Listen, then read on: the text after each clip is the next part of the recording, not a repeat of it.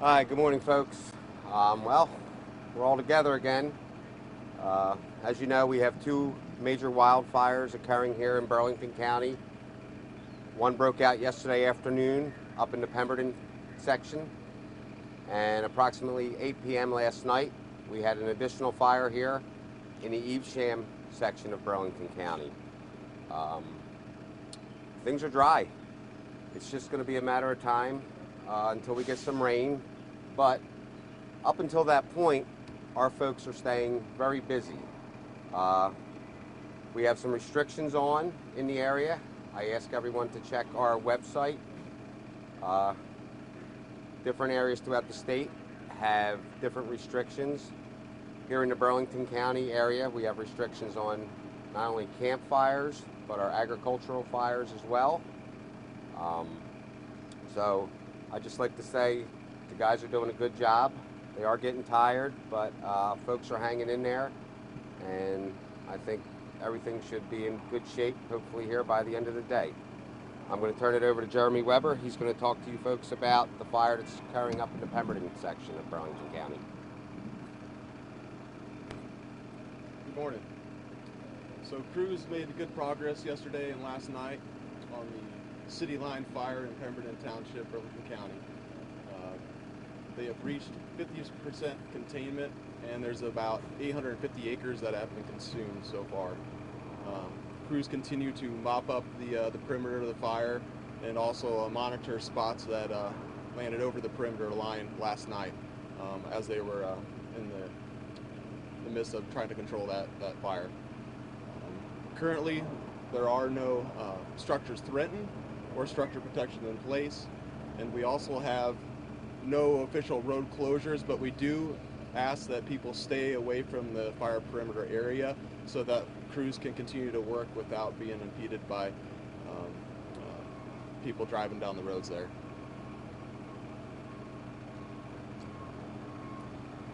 Well, good afternoon, everybody. I'm Tom Gerber. I'm the incident commander for the Buzby Boggs Wildfire. As Bill said earlier, about 8 o'clock last night, I was notified via Burlington County Central Dispatch of a smoke condition presumed to be a wildfire in a heavily wooded block to the west of us here off of Kettle Run Road. When I arrived on scene, probably 10 to 15 minutes later, I interfaced with the Evesham Fire Department, and we determined that the fire was in this very heavily forested, very vehicle inaccessible block of forest between Kettle Run Road and the Camden County line.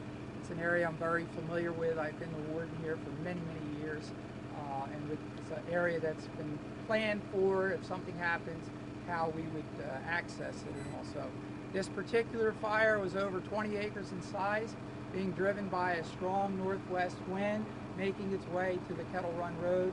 So at that time, I had got eyes on the fire coming over. It's a very hilly area for South Jersey. It sets at about 219 feet above sea level, so it's a little bit of mountainous terrain for us here in flat country. We determined that we had to go indirect and do a burnout operation on the Kettle Run Road, and that's what we did.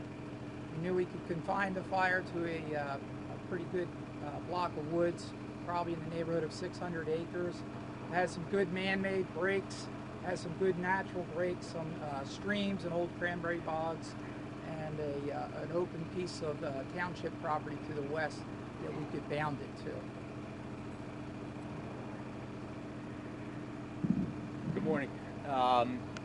From the Evesham Fire Department perspective, we are going to continue to support the New Jersey Forest Fire Service as they continue to mop up from the fire along Kettle Run Road.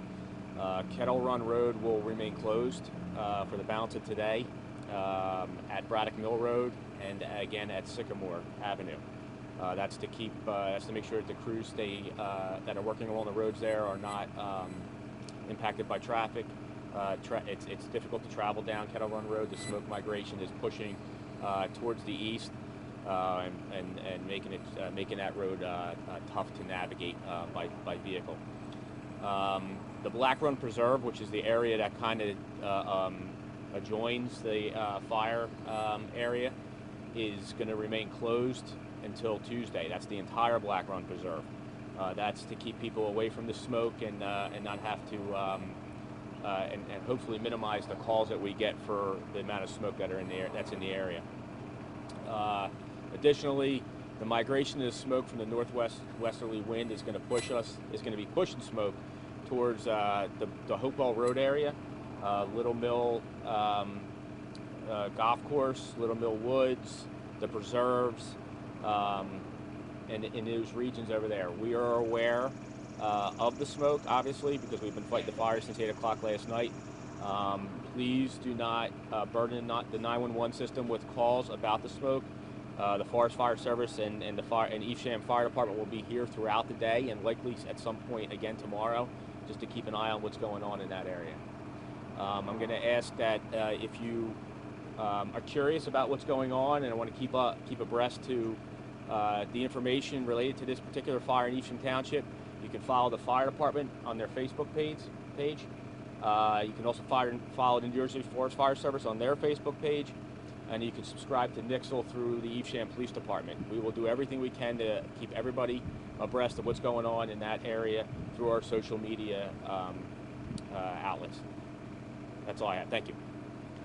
All right, we're going to open up for questions now. Just keep it orderly. Let's go from left to right. In terms of the fire that's in this location, the wildfire in this location, I don't think I heard. How many structures are potentially threatened in this particular wildfire? This particular wildfire, there are about 5 structures. Can you just step up a little bit? Yep, about 5 structures that are on the perimeter of the fire. They have very good defensible space, and we've had engines and brush trucks very close to the homes. And with those 5 structures that are potentially threatened, are those families similar to the Medford wildfire? Are they staying in place for this time? Protecting in place, yeah. I face to face with every resident, the 5 residents there. They're all aware of what's going on. A lot of them have lived here a long time, and some of them do remember the bigger fires that occurred in this area back in the 60s and 70s. That's all I have.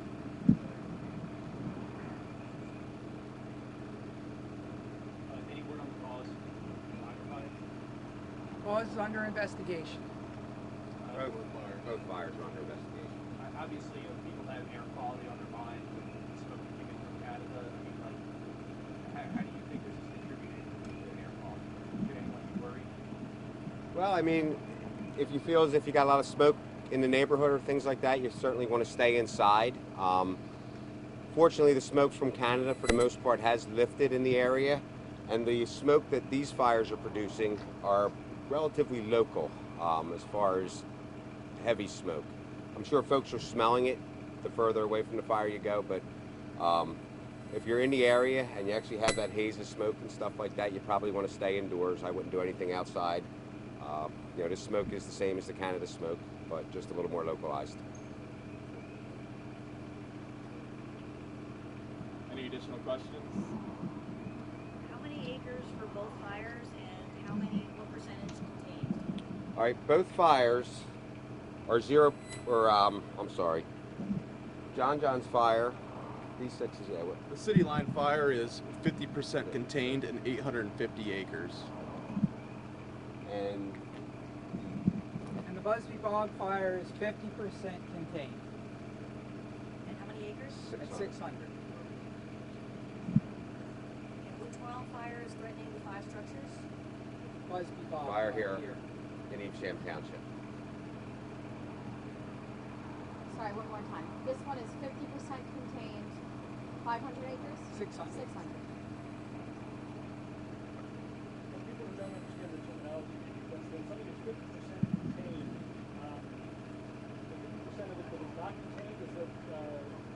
What that means is that the fire, basically, most fires become boxed in at some point. We build a box for all interpretation. At least half of that box is built and in the process of being mopped up. So crews are working in an area to build the box. They're getting some water on the areas to prevent that fire from slopping over the control line. And as the day goes on, they'll continue around throughout that box and mopping it up. So basically what happens is we build a box, we mop in a certain percentage, and then we feel the fire is contained. After another day or so of them folks working on that fire line and actually going in further, at some point, you know, the fire will become under control. Basically what it means being contained is that we just have a line or a means around the fire for access. No, absolutely not. Out isn't the same as the fire being controlled. We basically have 3 phases of a fire. Our objective is to contain a fire, which typically means we're going to stop the forward progress of this fire. And then from there, we want to get that fire under control. Once the fire is under control, we work on extinguishing the fire 100%. Once the fire is extinguished 100%, then we declare the fire out. This is probably not going to occur until we get some substantial rain in the area, though. You know, fires that occur this time of year to this magnitude will typically burn until, you know, a couple inches of rain end up falling. So you could see these fires not be declared out for, you know, a couple months, worst case, depending on what type of precipitation we get throughout that period. Yes, sir.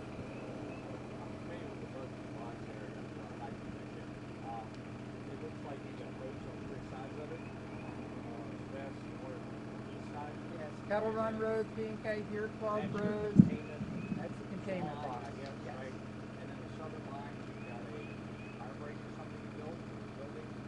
The southern line is the P&K Hunting Club Road that goes from Kettle Run to the west towards Sturbridge Lakes development. So that whole area is like 700 acres? It's like, yeah, 600 to 700 acres. Might be burned for a while.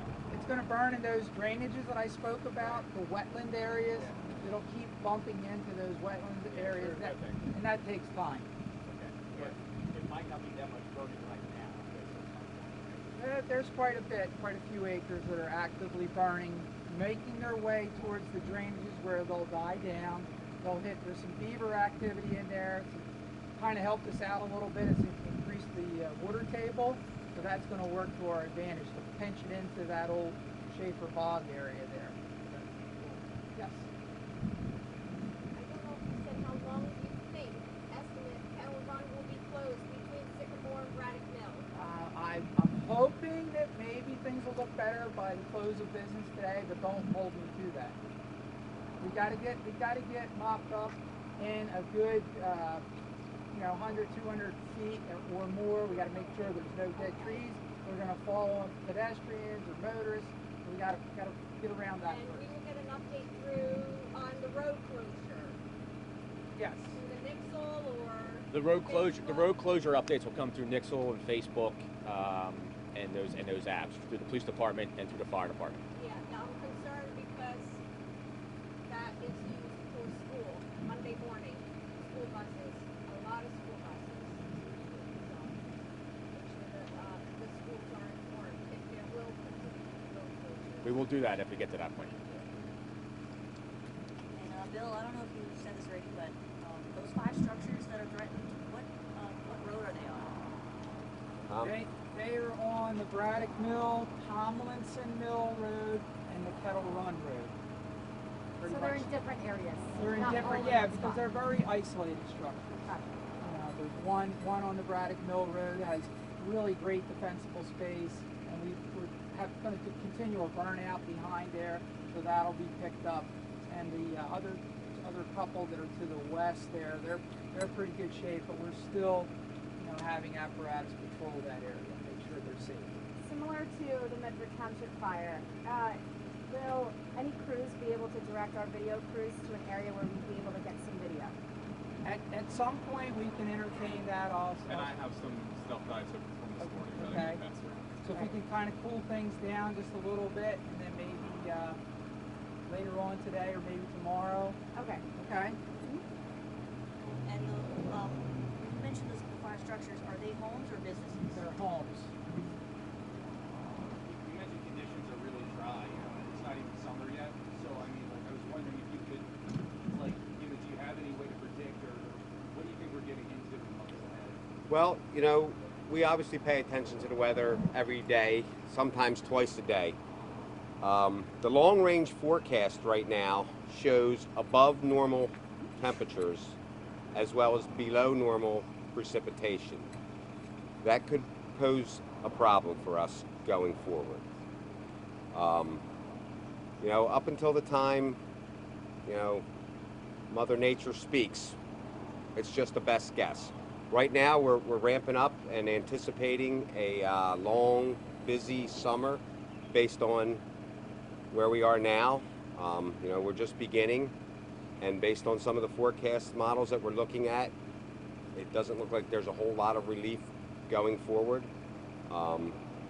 So if that's what happens, that's what happens. Hopefully not, but we're definitely going to be prepared for it. Just hopefully that does not occur. Are you able to estimate about how many crew members are battling the two wildfires? I think we had, what did we have on this one here, 45? 45 personnel There's 40, here. 45 firefighters assigned to this particular fire, and there was approximately 35 firefighters assigned to the fire in Pemberton Township. What are the names of the fires for the two you mentioned? This is the Buzby Boggs Fire in Evesham, and the City Line Fire in Pemberton Township. Every summer it seems like these wildfires keep happening in the New Jersey Pinelands. Is there anything that can be done to prevent the wildfires? Well, people need to be careful, conscientious of what they're doing when they're out in the forest. Just heads up and be careful. Most of these fires are human caused in one way or another, whether it's directly or indirectly. Sometimes it's through a careless act, other times it's an intentional act. So very few fires are natural causes like lightning. I mean, obviously the Medford fire was one example of a fire that was caused by lightning, but those types of fires are few and far between here in New Jersey. So people just need to be diligent when they're out in the forest and be extra careful. What do people do that might accidentally set off a fire? Well, some folks do things with fireplace ashes. This time of year, if you guys notice, it gets chilly at night, so some people are burning fireplaces and they're dumping their ashes out in the morning on the edge of the forest. People are having illegal campfires. Here in New Jersey, in order to have a campfire, you're required to have a permit from our agency. So there's illegal activity that goes on out in the forest with campfires, and then they're not properly extinguished. The weather, wind blows, things like that, and the fire comes out of the campfire. Occasionally people are careless with their smoking debris. They light a cigar, a cigarette, drop the match, walk away. There's just, the list goes on and on. Folks in the woods just being careless, and then there's other times that folks intentionally go into the forest with the intention of setting it on fire. So it's just, people need to be careful.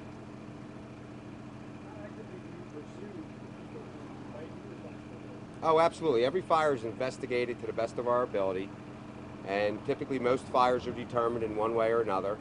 And if there's a guilty party, we do. If it was intentional, we will typically charge them with the crime. If it's accidental, we will typically charge them with the cost of suppressing the fire. And how much could that range? Well, an accidental fire could be up to $100,000 along with the cost to actually suppress the fire. An intentionally set fire will come with arson charges, along with a fine of up to $500,000 and the cost to suppress a fire.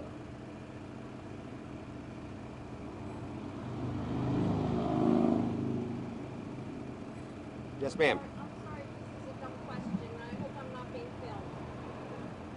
Well, you are. So Kettle Run, there's so many cars that travel there, they cut through. Yes, ma'am. Okay.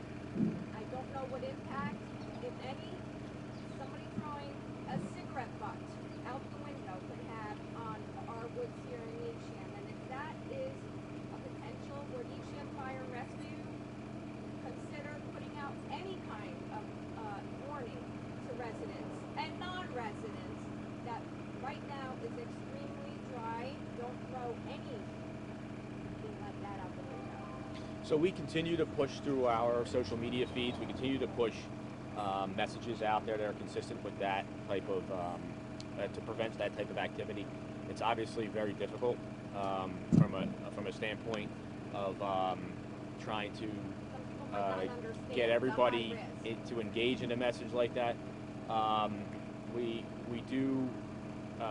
The Black Run Preserve area is a no smoking area. It's properly signed for that purpose, as it is township property. So we do everything we can to make a passive attempt to do it. I know our law enforcement partners are actively in the preserve and in the wooded areas on the weekends when there's a lot of activity in that area, and they're patrolling on their bikes and ATVs and stuff like that. So we do. There is some more aggressive forms of preventative measures, but again, I mean, it's you have to see it in order to be able to deal with it. So it's something that's very hard for us to control. So messaging is our best approach, and that's how we approach it. That's how we approach it. Might not understand